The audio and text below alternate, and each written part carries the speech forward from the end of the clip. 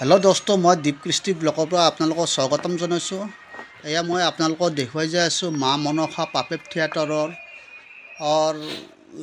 পুতলা সজাই আছে।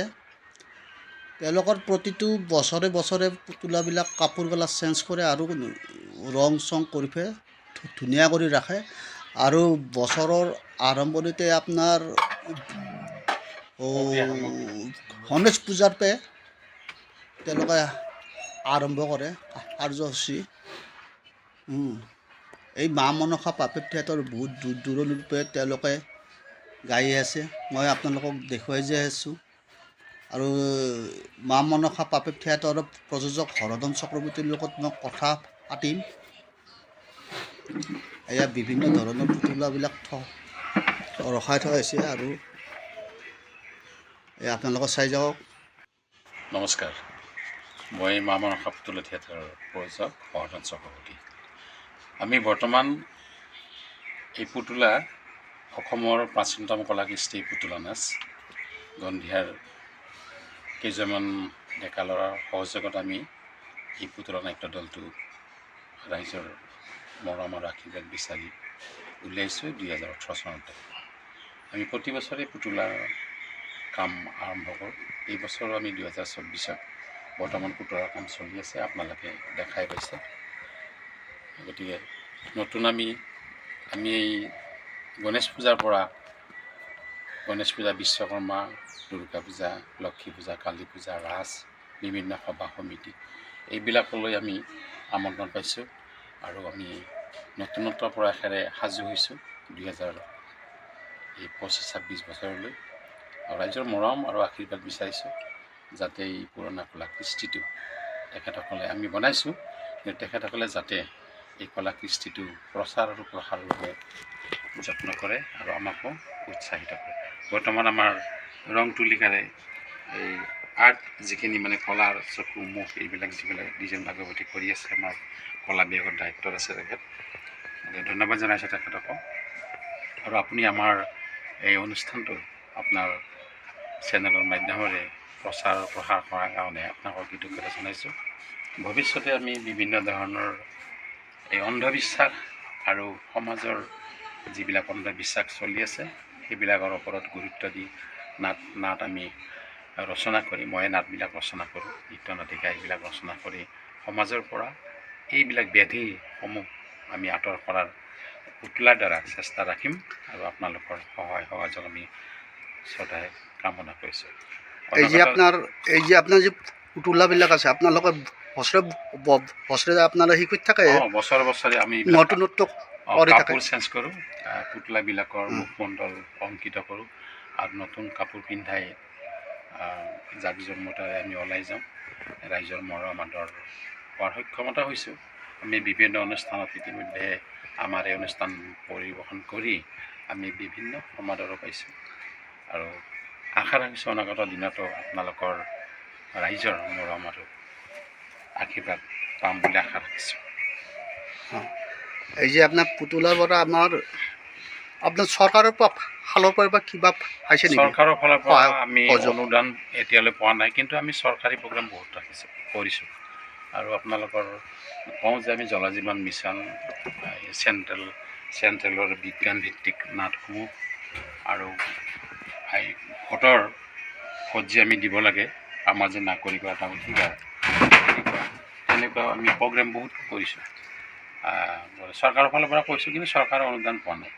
কিন্তু এটা অনুৰোধ জনাওঁ আপোনাৰ মাধ্যমেৰে যে এই সংস্কৃতি জীয়াই ৰাখিব লাগিলে চৰকাৰৰ অনুদান লাগিবই, নহ'লে এই অনুষ্ঠানটো বেছিদিন জীয়াই নাথাকিব। কাৰণ এইটো ব্যয়বহুল অনুষ্ঠান এটা, আৰু এই অনুষ্ঠানটোৰ দ্বাৰা সমাজ তথা দেশৰ বা ৰাজ্যৰ বিভিন্ন সাংস্কৃতিকমূলক যিহেতু অনুষ্ঠান এইটো, গতিকে আশা ৰাখিছোঁ চৰকাৰে ইয়াৰ অধিক গুৰুত্ব দিব।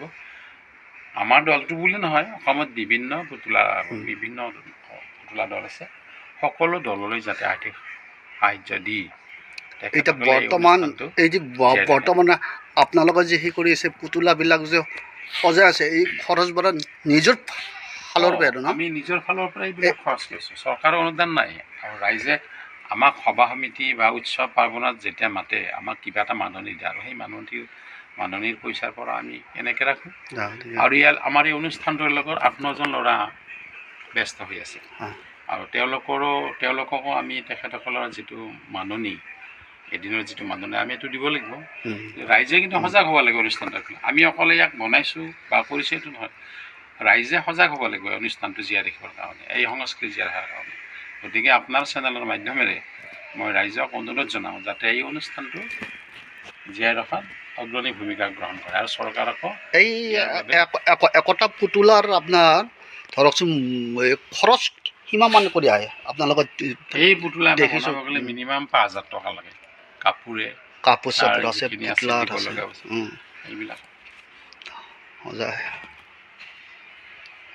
আমাৰ যোনে সেই কৰি আছে কলা কৌশলী কৰি থকা যোগাত ৰং কৰি থকাৰ তেখেত হৈছে হিজেন ভাগৱতী। তেওঁ মা মনসা পাপেট থিয়েটাৰৰো তেওঁৰ সদস্য। আপোনাৰ কেনেকুৱা হেৰি কৰে পায় কৰিছে? ময়ো ইয়াতে পুতলাখিনিৰ চকু মুখ আৰু যিখিনি আনুষংগিক আপোনাৰ কলাৰ সেই আছে সেইখিনি মই বনাওঁ। তেনেকৈ বনাই কিনি ময়ো আজি এবছৰে মা মনসাৰ লগত জড়িত হৈ আছোঁ। আৰু তেনেকৈ যিখিনি আশবাস আছে সেইখিনি আমাৰ কলাৰ সেইখিনি মই পূৰাবৰ কাৰণে বিচাৰোঁ। আৰু আমাৰ পৰিচালকদ্বয়ৰ সহযোগত মই মোৰ যিখিনি সেই আছে সেইখিনি মই কৰোঁ।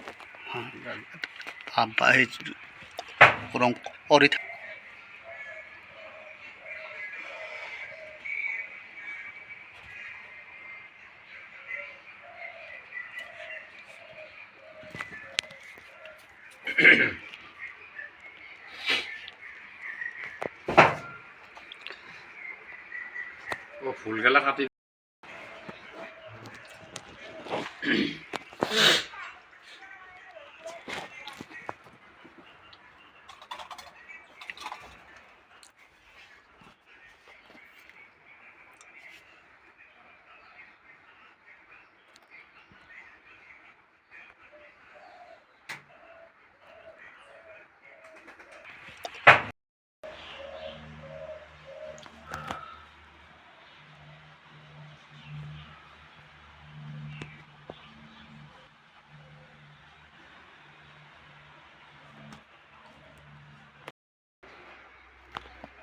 যোৱা 18 আগষ্টত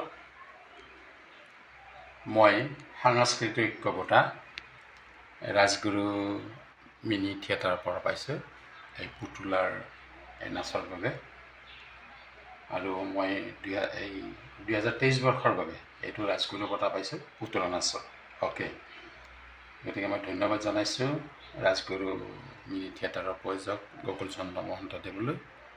আৰু অনাগত দিনত যাতে এনেকুৱা সংস্কৃতিবিলাকত তেখেতে অগ্ৰাধিকাৰ দি এই বঁটাসমূহ প্ৰদান কৰি থাকে। ধন্যবাদ।